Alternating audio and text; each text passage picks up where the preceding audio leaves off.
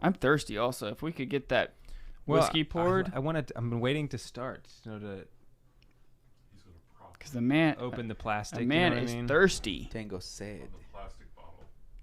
Turn my phone off. Jim, I cannot believe that you would say that. That was just offensive, Jim. You owe the 97 people in Kirby, Wyoming an apology. Okay. Live on Facebook. Okay. It's just so offensive. And that's not a joke. There are only 97 people in Kirby, Wyoming where this is made. They're all employed there. Well, that's what I was wondering. Like, how many people work at the distillery? 97? I'm guessing the average net worth of Kirby has increased drastically since Wyoming Whiskey came in. Yeah, like a lot of distilleries, they almost went under. You know, after a few years, because it takes a a 2-year-old whiskey is not good. For a while, right? Yeah, and it's a problem because you have to start generating revenue. Mm-hmm. You know, Just investors like they do gin and vodka and things like that. They want people to have They want you to have money. revenue. They don't like sitting around for 5 years with nothing. Warning: the Catholic Man Show is about to begin. If you're looking for dull, feel-good religion, or clap your hands, sit around the campfire kumbaya, you've come to the wrong place. We are dealing with toxic levels of authentic masculinity. I would say good luck, but luck is for pagans.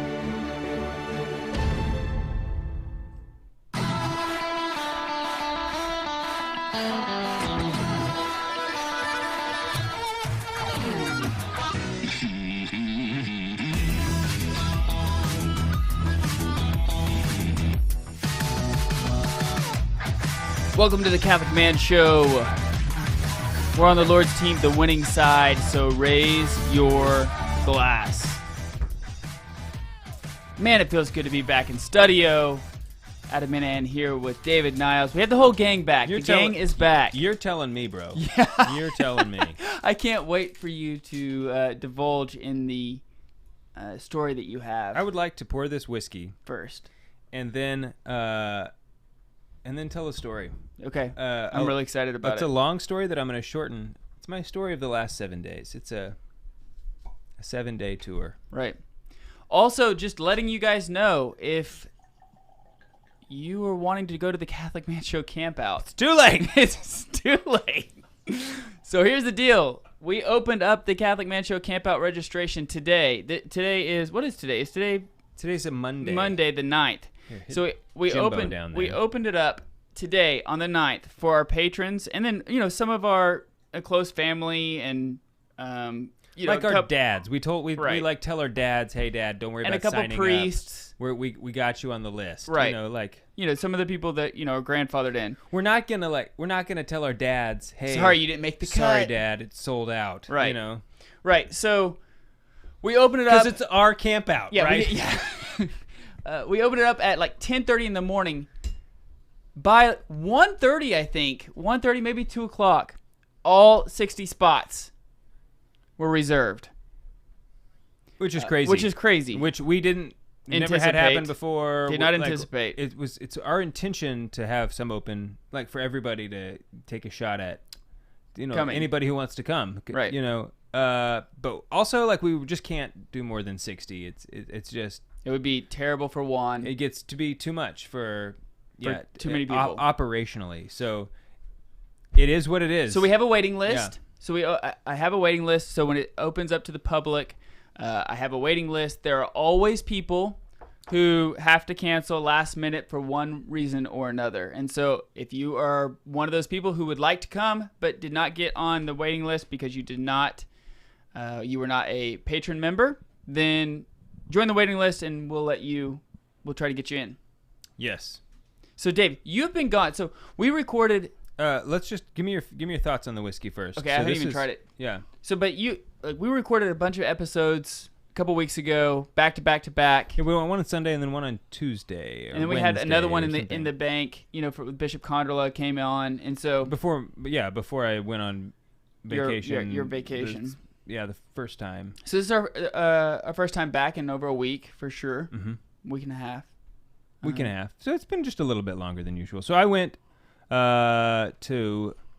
went on a road trip. My wife's dad's family reunion in Wyoming. They have a trailer on a lake, Lake Alcova in Wyoming. What do you think of the whiskey? Oh, We didn't even by the tell way, him. we're drinking Wyoming whiskey, which we've had Wyoming whiskey before. This is their private stock, and it said on the back that Ooh, the very end it's is awesome. only 240 bottles that they made.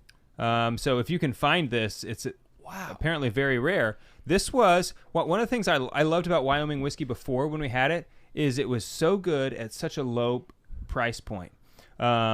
We get it here in Tulsa for just the regular for about $45. I found it in Wyoming for $35, $10 off. I mean, as Juan pointed out, if you buy 4 bottles, that's like a bottle for free, right? So this Way to go, Juan. Way to go with your math. I like it. It was like wow. Well, when you put it that way, I would like a case. I like free whiskey. Like, why'd you spend $300 at the liquor store to get free whiskey? But today we're drinking their private stock. So this was about $65 there in Wyoming. So I'm not sure what it would be Here. outside, or if you can even find the private stock outside of Wyoming. I just don't know. Man, it is really good. But it is good. It is very good.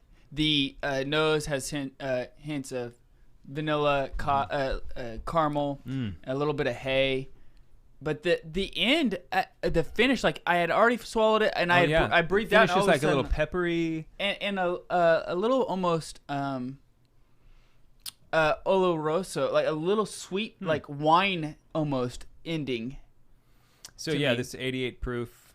I'm a big fan of Wyoming whiskey, though. I am too. I was drinking it at the family reunion. So anyway, we're going to this family reunion.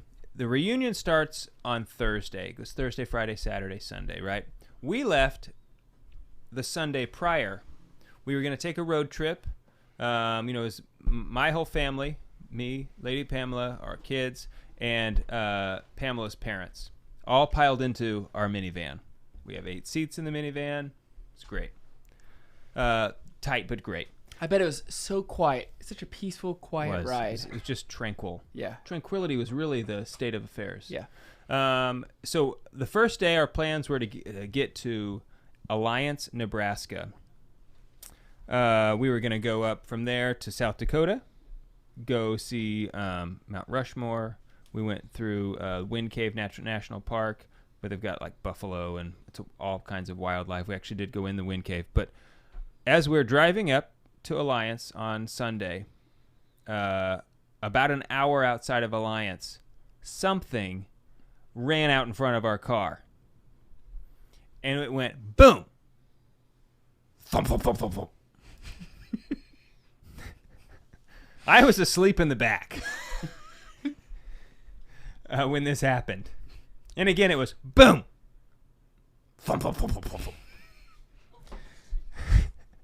And it was very obvious that we hit something, and seconds went by, and then we ran it over. Yeah. And Dan said that it was a coyote that had run it. He said that was a big coyote. They said that was like one of the biggest coyotes I've ever seen that ran out. And the van kept driving. It's like, oh yeah, we hit it. Like, man, I hope the bumper's not dented, or something. Right. So I hope the bumper's not dented. we pull into and everything was just running like a top, right? Right. Well, we pull into the hotel, and this is an hour later. We've been driving for an hour. We pull into the hotel, and as soon as we stop in the hotel parking lot, the car just starts making the worst sound. It's like, it's like a dog. It sounded like maybe a generator or like some heavy machinery was being operated or something. And we got out and looked like, oh, that's bad. Basically, like the radiator had just been crushed. Like the piping that goes from the condenser to the radiator was just totally smashed. all the radiator fluid was just leaking out pretty quickly. For some reason, when you were driving on the highway, it didn't seem to leak very much. But when we stopped and idled, I think it just has to do with the way the pressure, it builds pressure in the radiator system. I don't really know, but anyway, the next day we took it to a local mechanic, and they plugged it. They said, look, this is all messed up. You've got like 1/4-inch holes here in your stuff. We have this, it's like stop leak goo that you put in there. He's like, we're gonna put this in it, but it's not gonna work. I mean, it's Right. designed for small holes, not huge, not like we have not pieces of metal missing, right? Canine teeth in your right, exactly. And he's like, "What'd you hit?" And we said like it was a big coyote, and he goes, "Oh, well, we have gray wolves here. I'll bet you hit a wolf." They've had fires in the area, like there's a lot of fires in the country right now. And he said all the fires have been driving the wolves in closer to you the hit a roads. freaking wolf. We hit a wolf. We hit a freaking wolf. And like I wish now that we had stopped to at least see, like, take a picture of it or so, like mauled really bad, but it got totally stuck in the grill yeah. for a few seconds, and then And we then- ran it over. That was the whoomp, bam, thump, thump, thump. So Inertia, man. Anyway, it was crazy. So we had to like rent 2 cars because Alliance, Nebraska is a pretty small town, and so we spent the rest of the vacation went well. We get to we went and saw Mount Rushmore. All the stuff we were going to do we had just a blast. We get to the family reunion. It's on Lake Alcova in Wyoming. Wyoming is a very windy state. Windiest city in the country, Cheyenne, Wyoming. Second windiest city, just fun fact, Oklahoma City, Oklahoma, in the country. Not Chicago. Chicago is called the Windy City because of all the politicians blowing smoke. It's Right. Yeah. not really because it's a windy place. But Did know this. so my daughter is out on a paddleboard. This is Elizabeth. Those are fun, by She's the way. 6. Yeah, I mean they are fun. They're very leisurely. It's like you can't go very fast, but yeah, that's okay. And she's out there with one of Pamela's aunts, and she was doing fine paddling around. She could do it, and it's like having a good time. And then all of a sudden, out of nowhere, just the wind went crazy and just whipped up. And unfortunately, Elizabeth was on the downwind side of Pamela's aunt. no. And she's, I don't know how old she is, but she's, like in her 60s or something. She was trying to swim after her, just couldn't do it. And Elizabeth starts freaking out. She's Yeah, like, I bet. like panicking, screaming, "Somebody save me!" Like, "Help me!" Like in She moving pretty fast because the wind. She was, yeah. She was moving very fast. So I'm gonna tell the rest of my dad's story Do you get to be the heroic dad? on the other side of the break. Well, you'll have to find out, Adam. You have to wait and see. I bet you sank like a stone.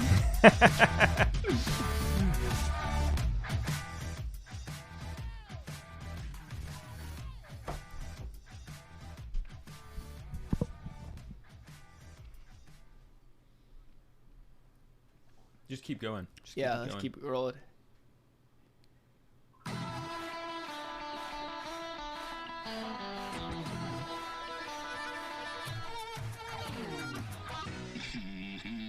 Sank like a stone. Welcome back to the Catholic Man Show. I'm David Niles here with Adam Minahan. We got the band back together. We got Juan and James Spencer in the house. So I was just telling my story about my daughter. She was like panicking. It was like a terrible sound because that is the sound of real fear. Yeah, and, of true and- fear. and Yeah, terror, yeah. right? Ugh. I could tell she's worried she's gonna die. Yeah. Because she doesn't know what's going to happen. And it's a big lake. She was blowing out into the lake. I knew if we don't stop her, I don't know. It might be an hour before We can get. because we Do you don't have a boat? we don't have a boat at this time, right? There are boats here. that we can borrow. Maybe the keys are in them. I don't know. I hijacked a boat. Like we have at the time we had a kayak way back at the trailer. I mean, it would have been an hour before we got it to the wall. You know what I mean? Man. So, luckily there's a dock. She's like we were in like an inlet, kind of maybe just a very tiny cove, the way you could think about it. And so on either side are docks of her for a while. Right. I mean, at least for like maybe 20 more seconds at the pace she's going, there's a dock close. Well, sort of close anyway. And I hear her screaming, and I was like, well, somebody saying, somebody save me. And it's like, well, I guess that's me. I'm the dad. I guess it's, here, hold my beer. Right. You know, so I'm like running towards this dock, like honey? taking my, as I'm running, I'm like flinging my belt, taking my shirt off. It was pretty epic. You're like ripping your clothes off here in the NBA, just like, whoo, right. Like, just. I almost, because I was just in street clothes. Yeah. I almost dropped the shorts. Oh, you didn't? No. Oh. I almost did. Because I got boxer briefs on. Right. You know. You may. But I was like, did you hear like Eye of the Tiger playing in your head? well, as I was running out the furthest dock, she's already past the dock, and so and really moving, and I was seriously wondering, I don't know if I can swim that fast. I am a very strong swimmer. You are, yeah. I'm a very strong swimmer. I'm a pretty fast swimmer. But it's like, I'm going to give it my all. Mm-hmm. And it's going to be a great story if I can do it. I heard somebody as I'm running out down the dock saying, no, David, don't. Like, they were worried that I wasn't. You were going to like, drown? Yeah, exactly. Like, I remember hearing that going like, like I'm not going to go after her, right. you know? Cramp. Right. Like, oh, sorry, Elizabeth. Someone doesn't want me to do it. Yeah. So anyway, I like run, dive in the water, and sprint after her as hard as I can. And I was getting close, and the wind was picking. The further out, the stronger the wind was getting. Yeah. And I realized I'm not gonna make it. So I yelled to her, Elizabeth, jump in the water, because she's sitting on this paddleboard, right, being as a sail. And so, assuming she has a life jacket. She has a life jacket on. Good. And so she jumped in the water, and she swam to me, and like we both climbed back on, and I was able to paddle. Embraced, cried. And when I got there, she goes, Dad, I knew you would save me. And I was like, yes. Of course I will. I will always save you. Because I am your father. I am the father. Nice. Anyway, it was just like, and so meanwhile, while I was doing this, Pamela's Aunt Denise, who's a little bit of a worrier, kind of a panicker. Panicking is like kind of her. She called 911. Okay. And I got there and she hung up, and so they called back. It's like, well, we're gonna send a trooper out, just to like what trailer number are you at? And so later he did come by just to like check on us. So I got a picture. Elizabeth and I took a picture with the policeman, funny. And yeah, it was a great story. On the way home, to wrap everything up, we took the van after we hit the wolf to get repaired. They were able to get no repairs done just because. It took them three days. They were able to get nothing done. We got it to him like Monday afternoon, and by Sunday they said like, "Hey, we had ordered their stuff. It was supposed to come in Saturday morning. None of it came in." Okay, so it's like, great. What are we gonna do? We have this van which is like crushed on the front, with a radiator that is now the thing is when they put in the radiator seal stuff, it's sealed. The guy, remember, he said this isn't gonna work. Mm-hmm. It totally worked, and he was like, I cannot believe that is holding. Yeah. And so then we drove it like an hour to Scotts Bluff, Nebraska. It's a bigger town. They have a dealer to get it fixed, right? Well, they didn't get it fixed. So what are we gonna do? So we just decided we're gonna get in it and see how far it gets. Well, it made it about 10.5 hours. Wow, that's way longer than I thought. Yeah, I mean, and so we made it about an hour north of Wichita last night before the seal just gave out. We tried to plug it again, and it was just not having it. And anyway, so my van is still in Wichita. Wichita? It's in Wichita. I think it actually is in Salina right now. It's going to get towed to Wichita tomorrow. Brutal. So I'm hoping to have a van again in like 2 weeks, but wow. It was a crazy vacation. That is. Definitely one I'm going to remember, be able to talk about. Oh, yeah, dude. And that story is only going to get better. It is definitely going to get better. The heroic dad story is only going to get better. And it's going to go from like a small wolf to like maybe someday like a bear. Yeah. Yeah. You know, like. Dad punched a bear in the face this vacation. Yeah. I killed to save Elizabeth from drowning. Right. And also what was the bear doing next to Elizabeth in the water? I don't know, but he punched it in the face. No. Why is she putting her face in your tires? I also killed a rattlesnake. we were taking a hike, and when the policeman showed up, he did say, "Oh yeah, the rattlesnakes. There's been a lot more interaction between the rattlesnakes and hikers up on the mountain." That's the way they call it, interaction. So when we were hiking up there, we did have an interaction, and I was gonna let it live, but then I just didn't like the way it looked at me. You know what I'm saying? I do. So I killed that rattlesnake because let me tell you, there's no shortage of rattlesnakes around, and cut off its tail. Nice. I have I have a rattler. Nice. I meant to bring it.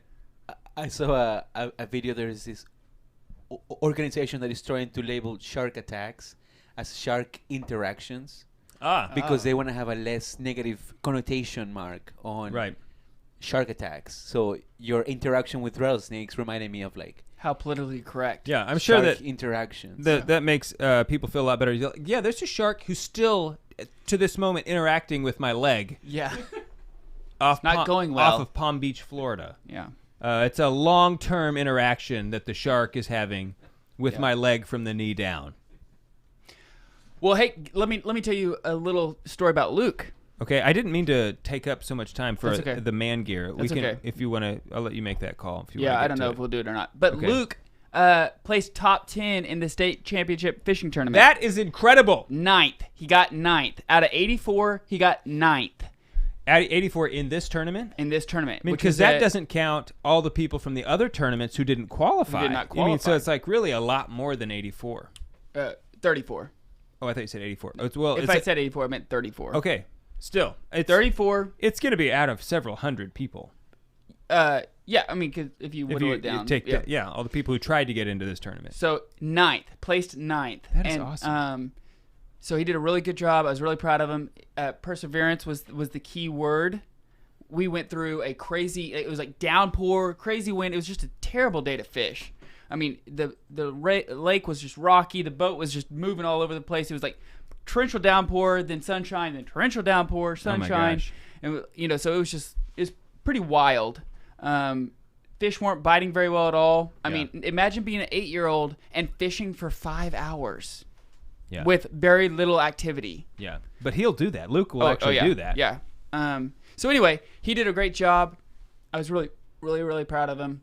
Fishing season tournament is now over. But so he told me he got a shirt and a fishing pole. Yes, so he got a T-shirt for just entering, and then he won a fishing pole and a bunch of tackle. He probably won like, I don't know, $80 worth of tackle. That's awesome. And then he got 2 trophies because he also he was the top one for the junk fish again. So twice. So back to back. What was it this time? It was a catfish again, but it was only like a pound. I think it was a little over a pound. I just didn't know you could catch catfish on a bass lure. Dude, the biggest catfish I've ever caught was on a crankbait. Oh, okay. So they're not using like a bass spinner. Yeah. Oh, really? Yeah. So they're not on the bottom, and they're catching catfish. Right now, I just didn't know catfish would like chase their prey. You know what I mean? Well, a lot of it is very shallow water bass fishing right now. Okay. So anyway, so the man. I don't actually know much about that. Like what to do. Now we're 2 minutes out. The man gear was going to be talking about splitting firewood and like things that you wanted to need to know about splitting firewood. Okay. A couple things you need to know. We'll hit it really quick. It's better to have a maul instead of like a traditional axe. A maul, it has a little bit wider and it's heavier. Because it splits better. It splits better. And because it's not chopping, it's splitting wood. These are two different things. Right. Chopping wood and splitting wood are different things. And the back has like the flat thing you can hit a sledgehammer. Yes. Also, if you wanted to have a splitting wedge and a hammer or a sledgehammer, which I use a lot, very helpful. And then also like the maul is like kind of that put together. What happens to me is the splitting wedge gets stuck in the log sometimes. Sometimes, yeah. And then the kindling splitter. I think we've talked about that before. Which that thing is awesome. It's freaking awesome. Look that up. Just Amazon kindling split. But splitter. buy it at a local store, not Amazon. Yeah, but just to look at it, just to see what it is. So we've already talked about Would you look at it? Would you look at it? Oh, look at that. So I also found out I was talking to a guy, or I was tweeting back and forth with the guy who does. He chops wood. He's kind of a homesteader, and I was talking to him about gloves because I went like 3 hours and my hands were just like completely blistered up. And he mentioned that one of the best ways to have gloves, like work gloves for chopping wood, is to just get cheap, like just basic cheap working gloves, and then duct tape the palms to have more grip, and they'll last longer. And he showed me a picture of it. I mean, worked really well. And then, man, he also said to put a tire around your chopping block so that way the wood stays contained into the tire, and also like it's not every time you split it, it's not flying everywhere. It helps saves your back. You're not having to go and pick everything up. You do a lot more in a lot less time. Nice. So I'm definitely doing that the next go around. Good idea. We'll be right back. I was also going to talk about like the difference in hardwoods and softwoods and how you want to age it and how you want to.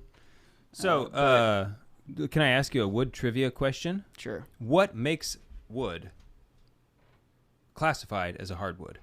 It's from if you remember from like science, like deciduous trees.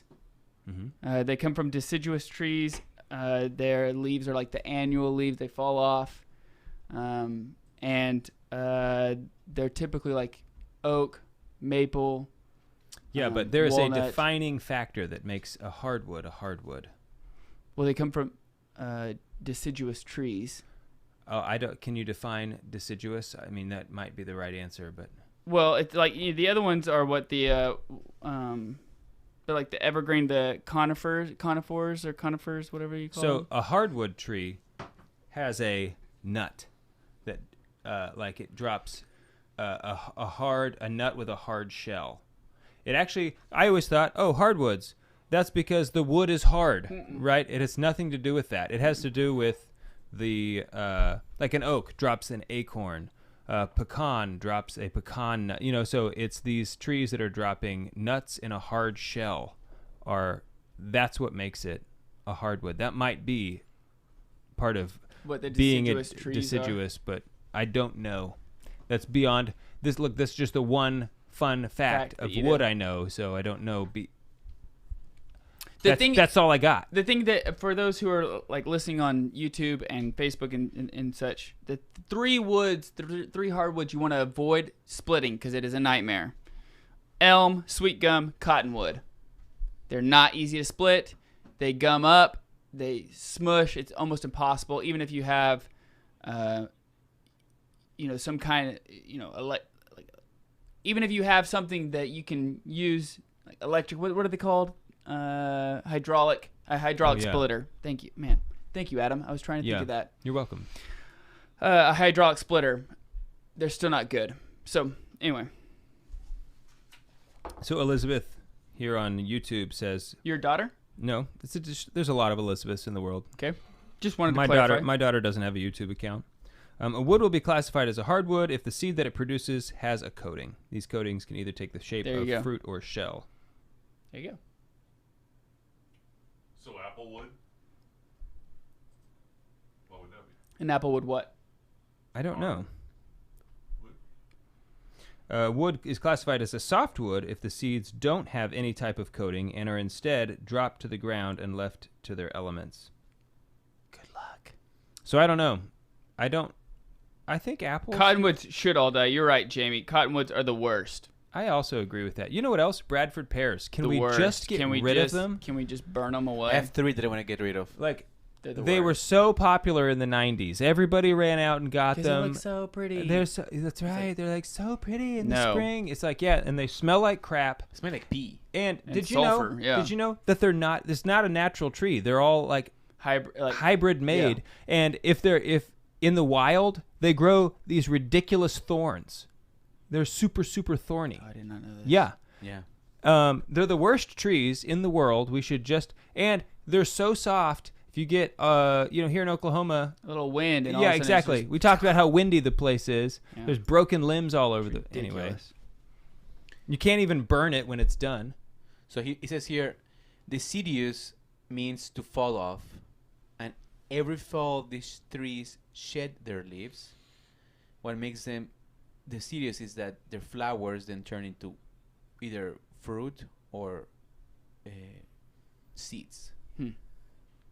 I don't remember. So I think maybe it's probably. I'm guessing deciduous trees do tend to be hardwoods. I would guess. Maybe they're always hardwoods. No. Would it be hard to know? Well, I don't know. What are those trees that leave like the fluffy ball? You know what I'm talking about? Or it's not actually all that fluffy, but we should just keep going. You know what I'm talking about though? It's like this. It's like larger than a golf ball size. Yeah, like greenish. I know what you know what I'm talking about? I do. What are those? Those also can go. Can leave. Yeah, those can leave. Certainly, I'm not gonna have one. I actually kind of like it when other people have them. You know, because you're walking through the yard. It's like, oh, sweet. Is it a sweet gum tree? It's got the little spikes. Yeah. Yeah, sweet gum. Yeah, and they're the worst. You can like kick them across the yard. I like it every now and then. In fact, you know what? Sam Guzman has one. When I go to his house, when I go to his house, I typically will kick one across the yard. I like that moment, but I'd never have one. Anyway, let's keep going.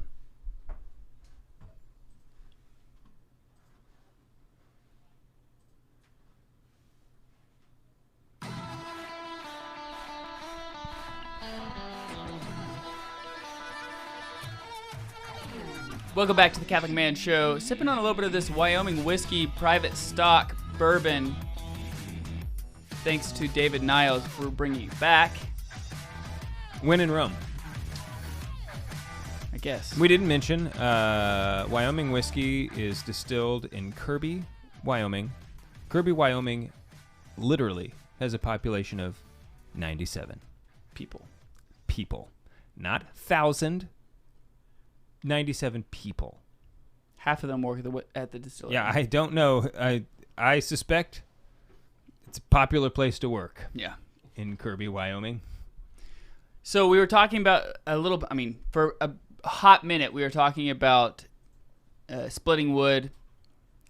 This week I split a lot of wood. Probably a good rick, I would say, of wood.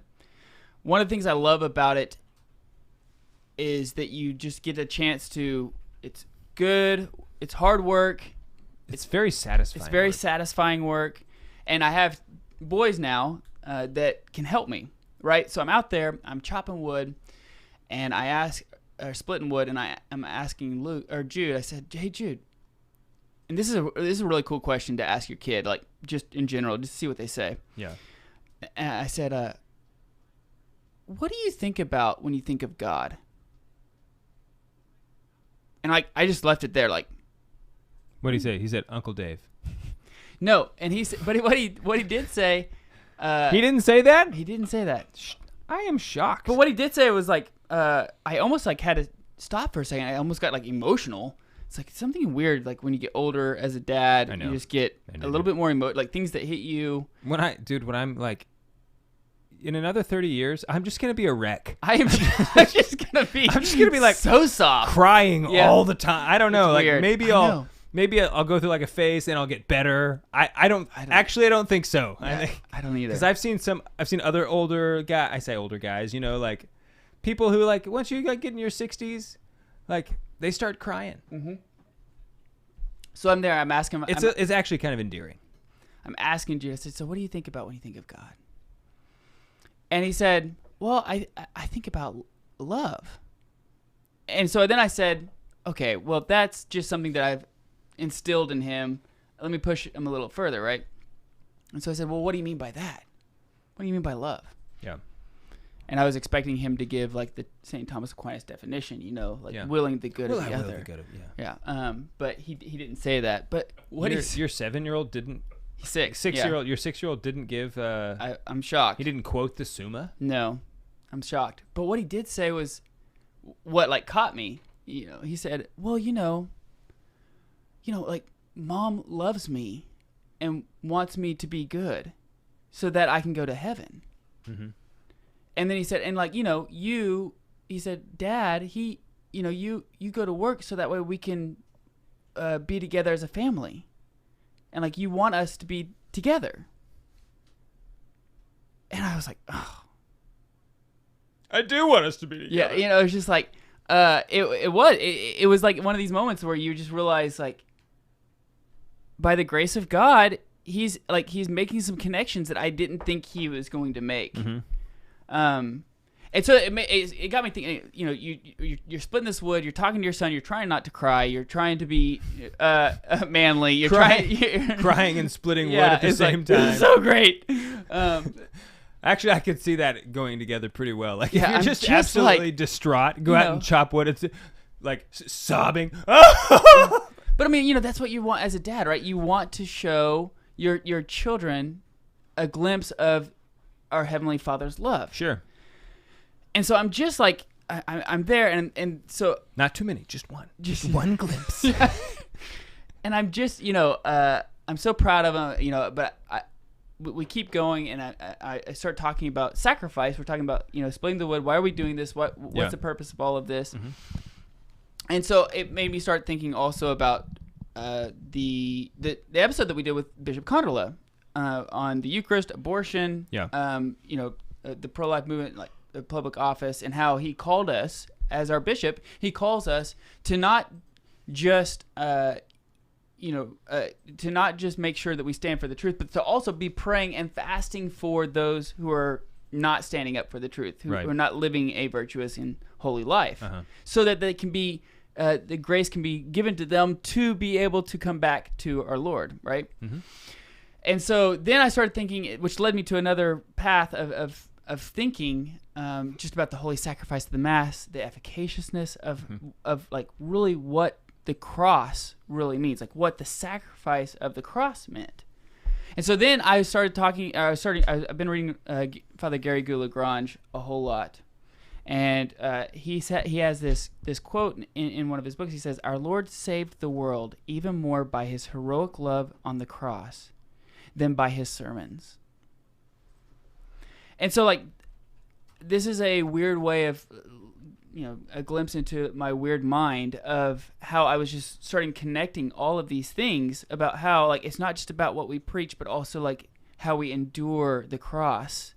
You know, Jesus gave us the sermons so that we know how, you know, how to follow him, but he gave us the cross so that we have the grace to follow him. Mm-hmm.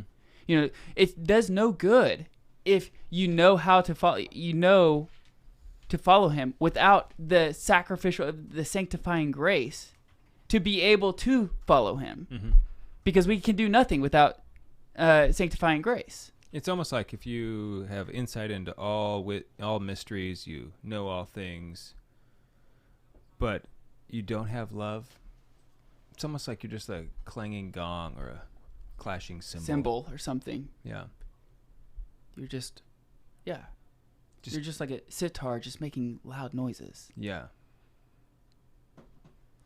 Dude, sitars are so annoying if you can't play them.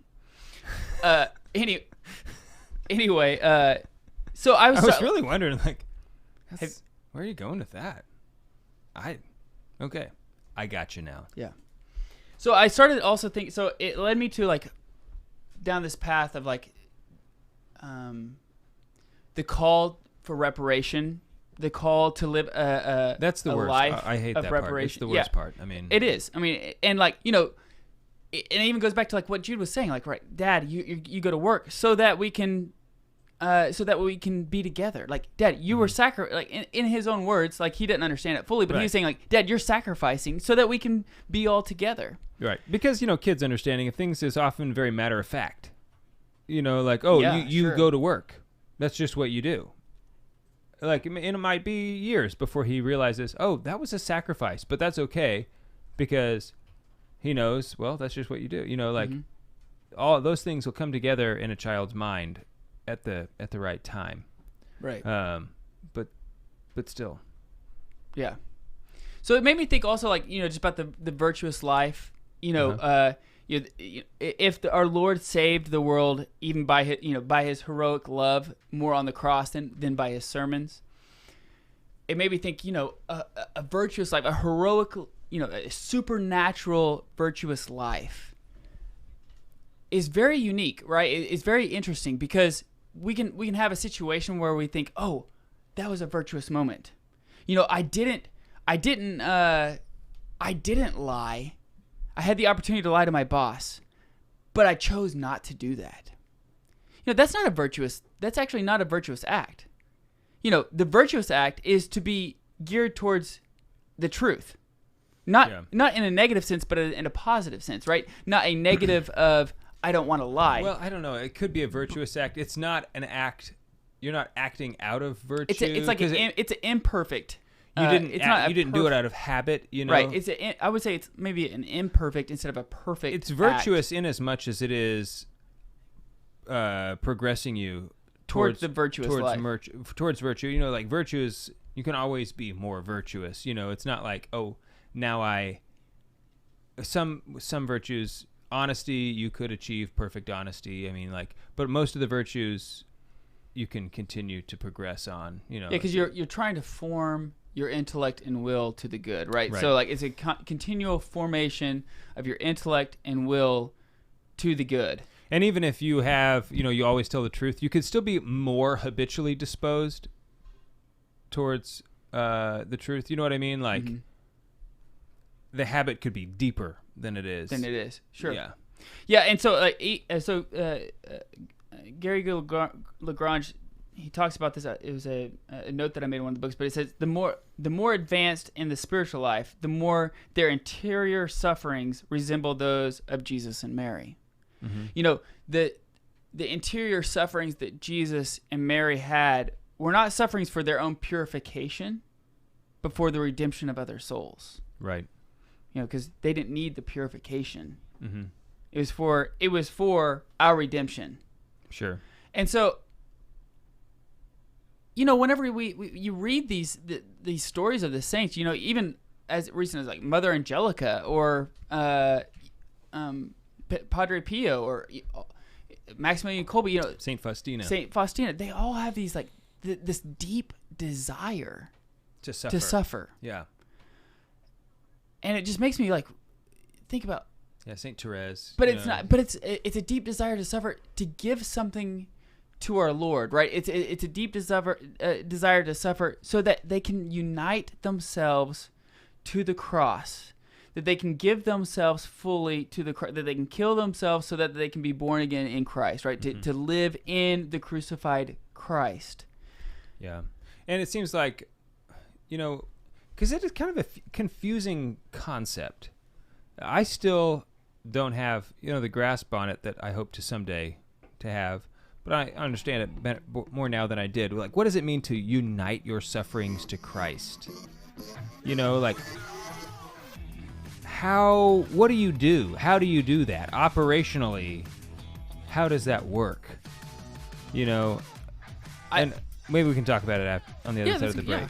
Yeah, let's do that. Because, I think it's a strange concept, kind of. Yes. Yeah, I agree. Okay, let's do it. We'll talk about it. That's not where I was going to go with it, but I think that's a good way to go. We'll be back.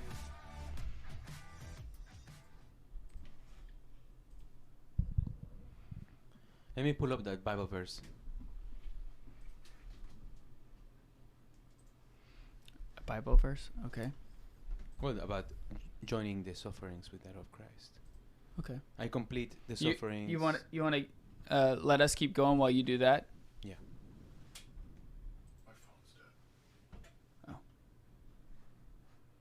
Let's have a moment of silence for Jim's phone. It died. Thank you. It's now dead. Okay. Oh, I forgot what we were going to say.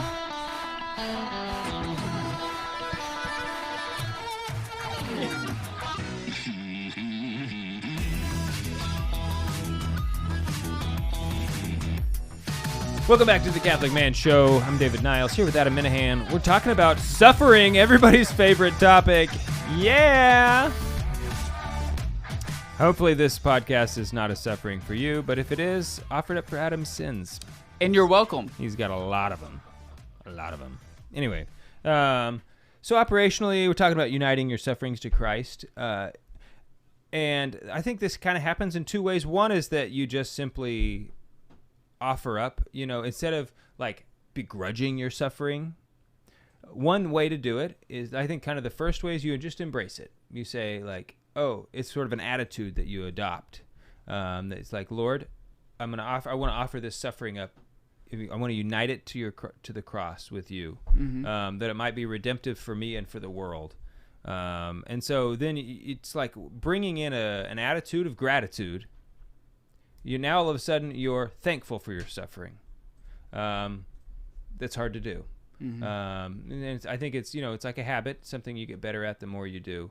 The other way I think that you unite your sufferings to Christ is by when you grow to love him more and more, his sufferings become your sufferings. And so in that way, you're like really united to him. Like you're suffering because he suffered. Mm-hmm. You develop a sorrow for sin. Yeah, that was. I mean, I think you're dead on. And so that means like now his agony in the garden, I take part in that because I also have this suffering because of the sin of the world. That your love for God just can.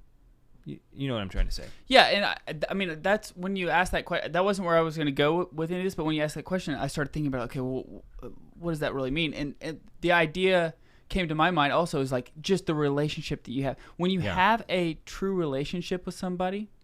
Their suffering becomes your suffering. This is intuitive, right? Like when my best friend, when Juan or Dave is suffering for something, right. I grieve, I suffer as well. If your friend gets cancer, you're not just like, oh, that's too bad, bro. Right. See you later.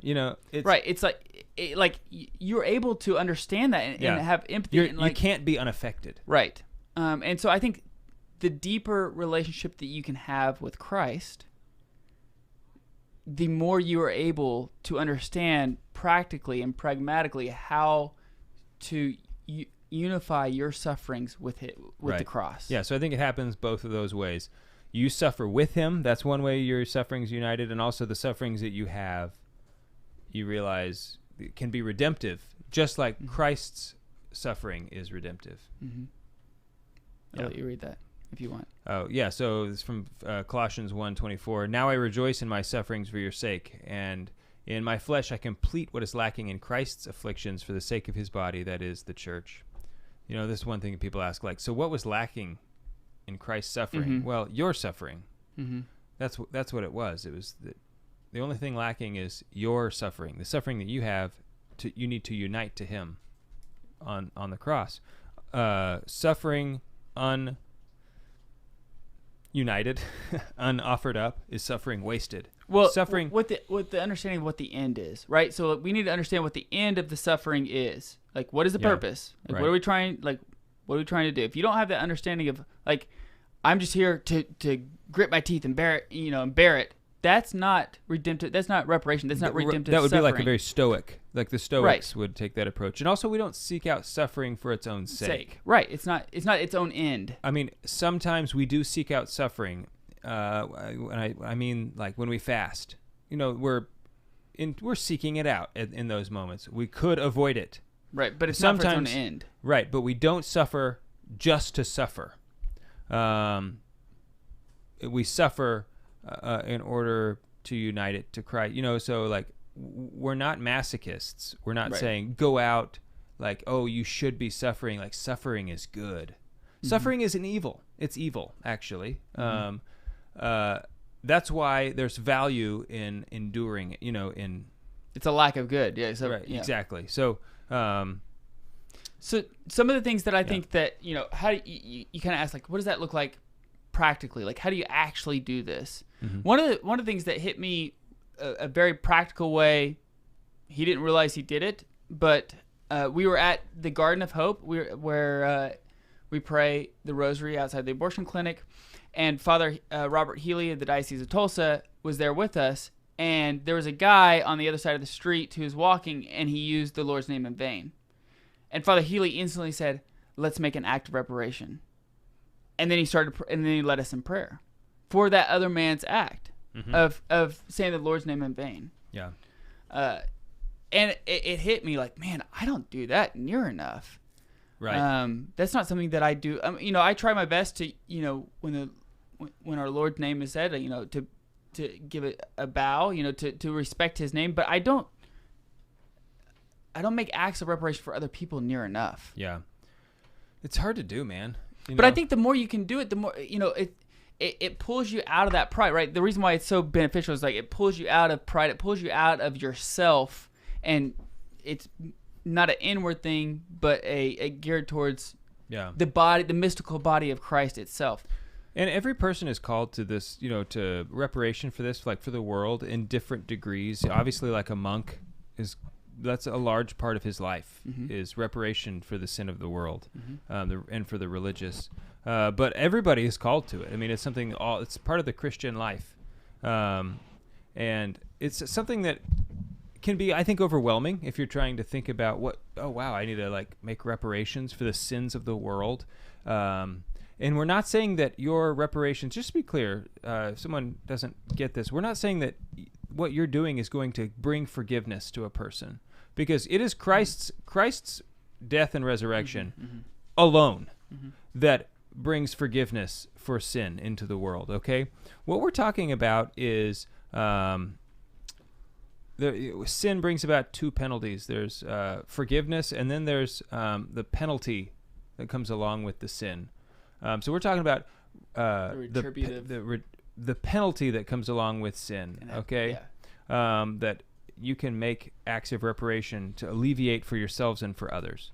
Don't feel like, you've got the weight of the world on your shoulders, okay? Because just do what you feel called to do. Like one thing that I do, it's very, very, very small. If I hear someone takes the Lord's name in vain, and if it's a good moment to do it, I'll just bow my head as like just a way of like telling the Lord, I'm sorry that my brother here is taking your...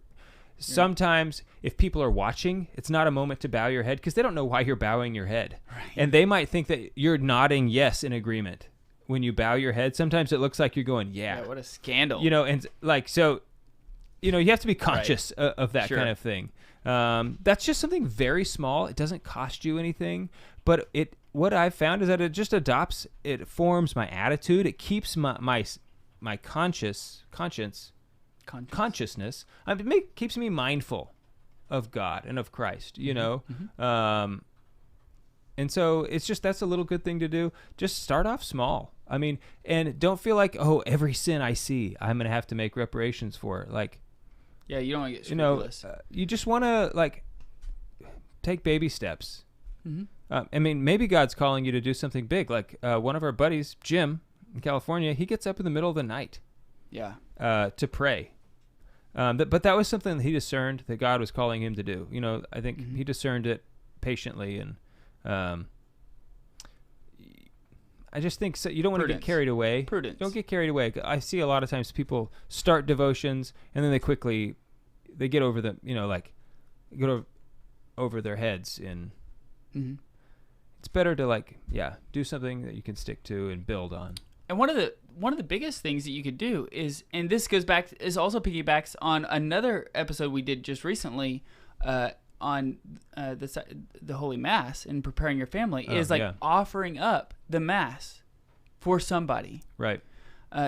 Obviously, the holy sacrifice of the Mass is the most efficacious form of sacrifice. Right. It is, definitely. And so, have you ever thought about how crazy it was for you? So you have Mary, who's perfect, and then Jesus dies. Mary stays on earth. She's hanging out with St. John. St. John is celebrating a holy sacrifice of the Mass, and he is giving her Holy Communion. Have you ever thought about that? I thought about that for the first time the other day. That is crazy. And thinking about here is a woman who her whole life led up to the reparation of sin, of this piercing of the heart, of being at the foot of the cross, seeing her son sacrifice his life for everybody. Silent interior suffering. Yes. Beyond what we can imagine. And just can't even, you can't even fathom the degree of suffering that she has, because she has such an intimate union with Christ. Right. And that has just is totally resigned to his will. And it has been separated. And then at the holy sacrifice of the Mass, she is once again united with her son. Think about this. They have discovered that women, mothers, bear their children's DNA in their blood for the rest of their life. Mary would have had Jesus's actual blood in her body her entire life. chimerism. At the point of her conception. At the point of conception. Yeah, but I mean, once, not before he was born. Right. But mothers who give birth to children, now they can actually identify, like, they can take your blood and identify, like, oh, here's your first kid's blood, here's your second kid's blood. It's the DNA of the children is in their blood the whole time. In Mary the whole time. There are many souls out there that are suffering heavy right now, mightily. Catholic hack, if you don't have an intention for the Mass, offer it up for the intentions of Our Lady. Yes. If you don't what should I, if nothing comes to mind, that's the default. Like, give it to Our Lady. Whatever her intentions are, that's what you offer the Mass for. That's right. We'll keep going for just a few more minutes. Yeah, we're on the Lord's team. The winning side. So raise your glass. And cheers to Jesus. I'm really interested to try the double cask as well. Well, when you sent us the picture that this is going to be the whiskey night, you had all three of them there, and I thought, are we doing a flight? Oh. Are we doing a taste test? Oh, that would be interesting. We've never done that. Do you want more, Jim? I'm good. Okay. I'm good. Thank you. So, but, so that was like something that I was thinking about, right? Is like how crazy it is for our mother to be reunited with Christ. You can imagine at like the her, Holy they're living with St. John, going like, Father John? I don't know if she called him Father John, but like, John? Yeah. Probably just John. I'll bet it was John. Johnny Boy? Johnny? No, not Johnny. No. Johnny boy. She didn't do Johnny Boy. Are you going to do the Lord's Supper soon? Like, I'd really like to see my son again. There's also a small T tradition that when the Last Supper took place, an angel took communion to Our Lady, from the first. All right, so I think that was part of the Saint Bridget of Sweden, part of her revelation. She was one of the three mystics who had visions. It could have been one of the others, but in the book, The Life of Mary, as seen by the mystics, which is just the craziest book, that's in there. About at the Last Supper, Jesus, consecrates himself, and he takes like a little tiny piece. He holds himself in his hands, and he gave it like when no one was looking, gave it to an angel because Mary was in the next room. Like all the women, none of the women were in the upper room, but so that she got to receive the Eucharist along with the apostles. That's pretty crazy. Cool. Pretty cool. That is crazy. You guys have to if anybody's listening, somebody's listening, I'm sure. Everybody who's listening. There's one in Jim. Like in if you just want I'm halfway listening. if you want a crazy book, go out and get that book, The Life of Mary as Seen by the Mystics. The whole time, it's all private revelation, right? You don't have to believe any of it. Well, I mean, there actually is some stuff in the book you have to believe because it's part of the creed, but for the most part, the story is just private revelation. Maybe it's true, maybe it isn't. But it's like, I don't think the saints are liars, I don't think Mary is a liar when she tells St. Bridget of Sweden, this is what happened to me. This is what it was like for me from the time she was born, when she's like in she's like a virgin, like in the temple, and like she's Turns out she always was, though. but when she was in the temple, like an actual temple virgin, and all like the other girls were picking on her, and like it's the whole book is just crazy. And then like the Saint Simeon called several men to see who is gonna marry Mary, and he said they gave them all sticks or something, and he said the one who's gonna be Mary's husband, let his branch light on fire. And Joseph's lit on fire. First of all, who does that? Like, I know how we're going to solve this. I'm going to give you all sticks. Spontaneous combustion. Right. That's One of them, the answer. One of them might light on fire. We'll see. Spontaneous combustion. Like, if I did that and then one actually lit on fire, I'd be totally freaked out. Yeah, that would. But anyway, it's just a crazy book. The Life of Mary is Seen by the Mystics, if you want something crazy and cool to read. One of the other things that Father Gary Goulagrange talks about the life of reparation in a priest. And I know we have at least a few priests who listen to our show, and it's he definitely next level for the priesthood. Reparation. Yeah, it does. In fact, and for the religious life, even if you're a monk, like I said, who's not a priest, you're also next level. Yeah. Reparation status. Here's a quick quote that he quote. As long as you can quote it quickly. I don't know if I can. You had to think about that for a second. Well, I was actually gonna say quip. I was gonna use another You're gonna quickly quip at me. Yeah, but then I thought, yeah. But he said the priest in particular should be another Christ. Jesus is priest and victim. The priest cannot wish to participate in the priesthood of Christ without sharing in some way in his state as victim, in the measure willed for him in providence. When the priest ascends the altar, he bears on the front and back of his chasuble the cross, which recalls our Savior's. And so he goes through this whole beautiful understanding of the call of how the priest's life is nothing but for service of others. And you can't have, everybody wants to be the Jesus who flips over tables, and no one wants to be the priest or Jesus on the cross. And he makes this beautiful connection with the priesthood and Jesus, and how the life of the priest is not his own. It is for others. And then you can also, you obviously can deduce this as if we take, if we're the priest of our family, if we're priest, prophet, and king. That's kind of what I was thinking. That's true though for everybody. But he has a special. If you have died with Christ in baptism, and you have risen with him, your life is his. Your life and his life are linked. For every Christian. the cross is our end. That the cross is our journey.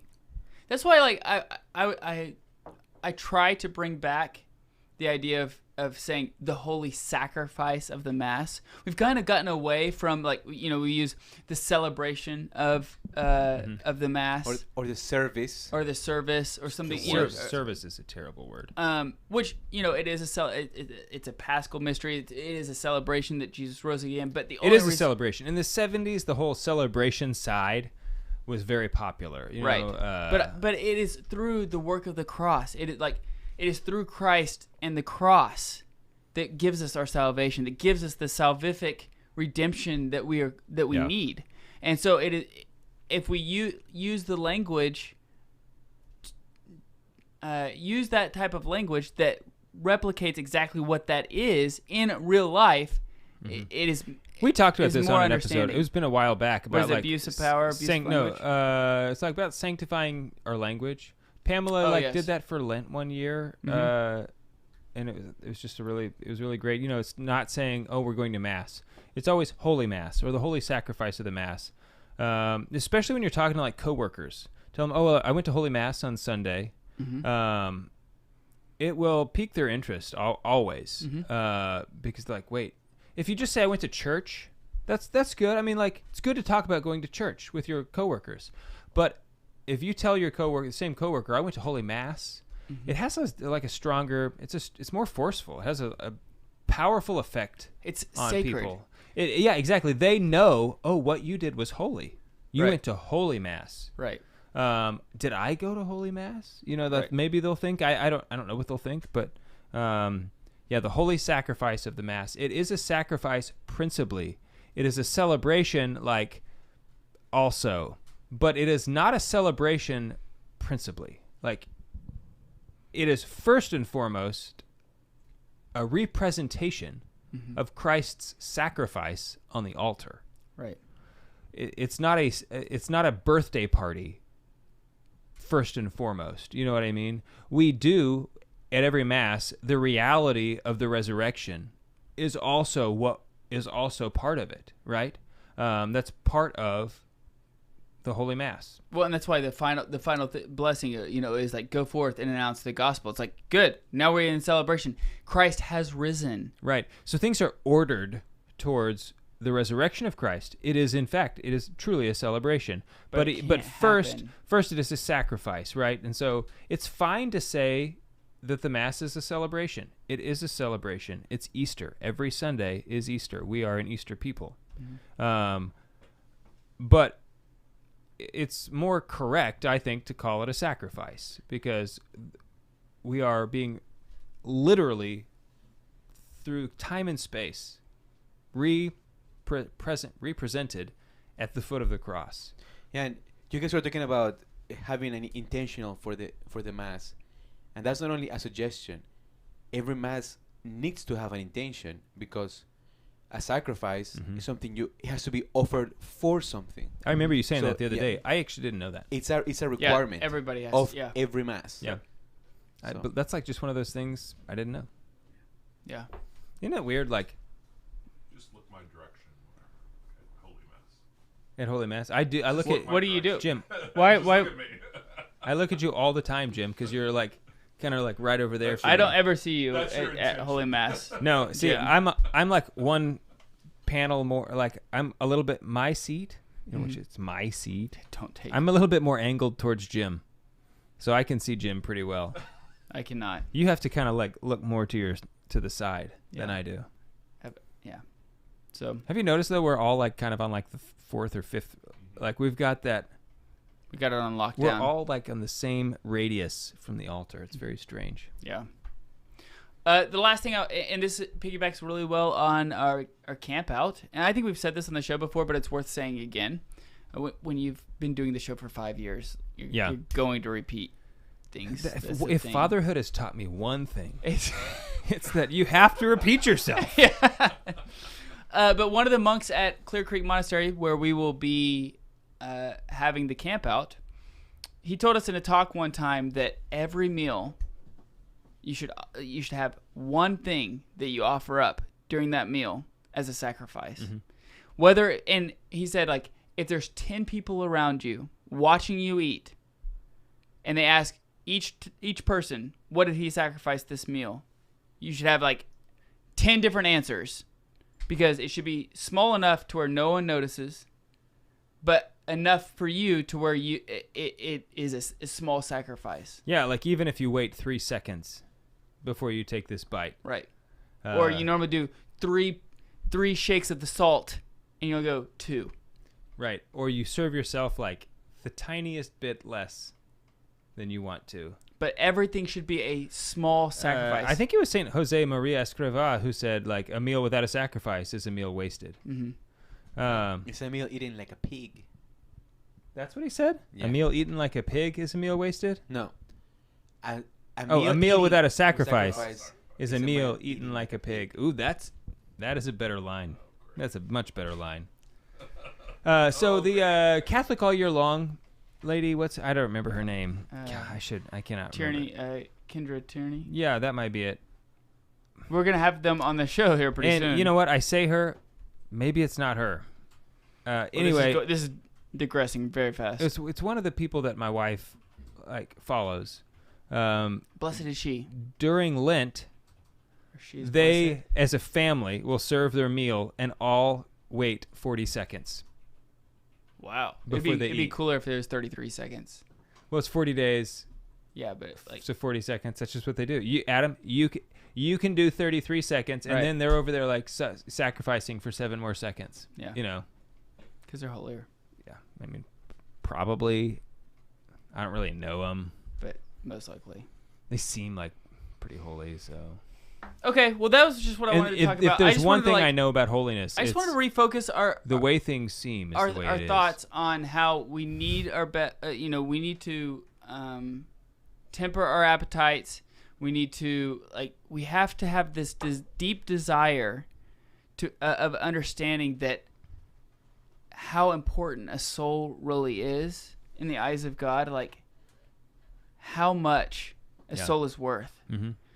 And if we understood Infinity. if we Infinity. actually understood that, then we would, it even just grasp some of it, we would be continually trying our best Yeah. to have a deep desire to bring people back into the church, to desire the good for them, to love them, and to sacrifice for them. I know, man. I was just telling Lady Pamela this today about how, so in the car, right, one thing we were doing is reading about the Amish people. No kidding. I don't remember how we got started on that, but it was like, what do the Amish like? Oh, anyway, I remember how it started, but it doesn't matter. So one thing that they do is shun people. Right, shun. You are being shunned. Like, if you don't follow the rules, or like it's one of their. It's sort of like being excommunicated, right? Shun. But they use it frequently. I think it seems like they do. I've never, lived in an Amish community, but I was just thinking, like, that is such an effective tool. But it's not an act of mercy the way they do it. No, it is an act of mercy. They also believe that the shunning, it's not like a penance. They shun you in order to bring you back in. Okay. It's very, very similar to excommunication. It's the shunning is not like, oh, we're removing you, but like you have removed yourself, and so now we're just living in accordance with those realities. Like if we would do stuff like that, somebody who's living together. Once again, I'm not really saying we should do this. I'm just thinking out loud. This would be an effective tool. Catholics wouldn't be moving in together if they were getting shunned. They wouldn't be. This is not a like spot one that we will cut out to use as a promo, but no, but it's true.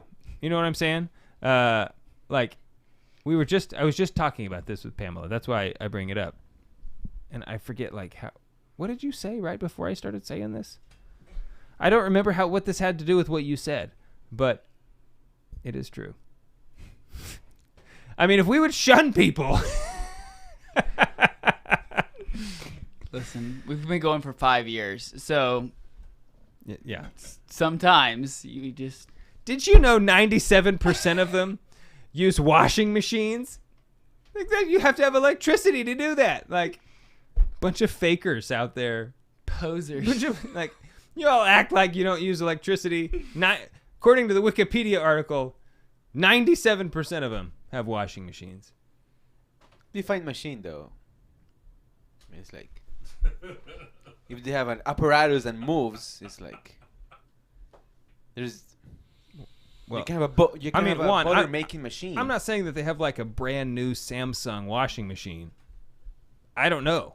Maybe they do. Maybe they do. It didn't say. They may have commercial. They may actually have like one that we don't even know about that's huge, right. And they make themselves. I don't know. Let's kill the show. Forever? I don't know. Maybe.